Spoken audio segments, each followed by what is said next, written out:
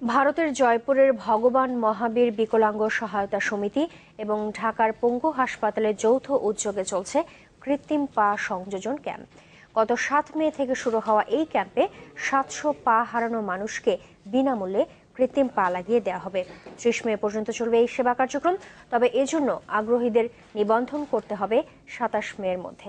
হিমেল মাহবুবের report, ছবি তুলেছেন আজিম খান রনি।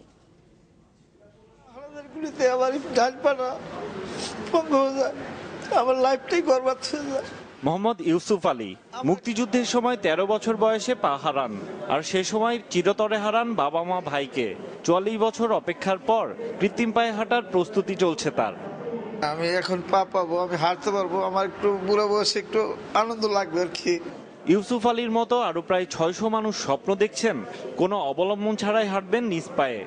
এটা যে কতটা যন্ত্রণাদায়ক এটা কেউ বুঝতে পারবে না, যার যে সমস্যা সেই বোঝে। বাকি জীবনটাই পাপে আমি স্বাভাবিকভাবে হাঁটাচলা করতে পারবো এবং আমি আমার জীবন জীবিকা নির্বাহ করতে পারবো।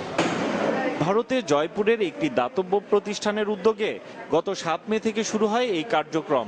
এতে সহায়তা দিচ্ছেন জয়পুরের মেয়ে সাদিয়া মঈন, যিনি এখন থাকেন বাংলাদেশেই।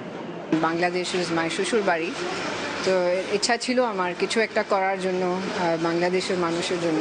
So that's how this came about. কত লোকজন এখানে এত পুয়ার যে অ্যাফোর্ড করতে পারে না, so that's how the initiative happen and that's how it came. এই পঙ্গু হাসপাতালে ২০১৪ সালে ৪৭৫ জনের পা কেটে ফেলতে হয়েছে দুর্ঘটনা সহ নানা কারণে, আর ২০১৫ সালের ১৫ মে পর্যন্ত আরো ২৭৫ জনের। এমনিতেই কৃত্রিম পা সংযোজন ব্যয়বহুল, ক্ষেত্রভেদে খরচের পরিমাণ ২০,০০০ থেকে ২০ লাখ টাকা পর্যন্ত। ১৯৮৩ সনে আমরা ১,০০০ পা সংযোজন করেছি, কিন্তু পরবর্তীতে লোকবলের অভাবে এবং মেশিনপত্র নষ্ট হয়ে যাওয়ার কারণে আমরা এটা কন্টিনিউ করতে পারি নাই। এখন মেইনলি আমাদের ট্রেন পার্সোনাল নেই, মেশিনপত্র আমরা কিছু ক্রয় করেছি। বাংলাদেশে এই মুহূর্তে প্রয়োজন কৃত্রিম পা সংযোজনের প্রাতিষ্ঠানিক সক্ষমতা, আর এই দাতব্য প্রতিষ্ঠানটি চায় তার সঙ্গী হতে।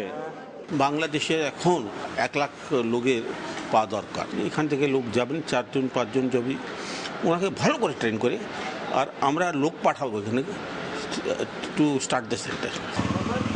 বিনামূল্যে এই সেবা নিতে যে কেউ রাজধানীর শ্যামলীর পঙ্গু হাসপাতালে যোগাযোগ করতে পারবেন ২৭ মে পর্যন্ত।